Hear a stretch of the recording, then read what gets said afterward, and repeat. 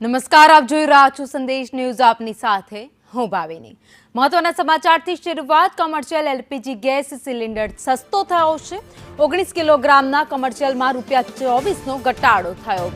આજથી આ નિર્ણય અમલમાં આવશે તો 1 મેના રોજ પણ ₹15નો ઘટાડો થયો તો ફરી એકવાર એલપીજી કમર્શિયલ સિલિન્ડરના ભાવમાં ઘટાડો થયો છે.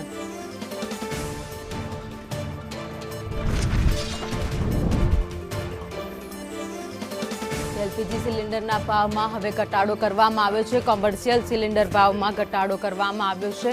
વેપારીઓને તેનાથી ઘણો એવો ફાયદો થશે.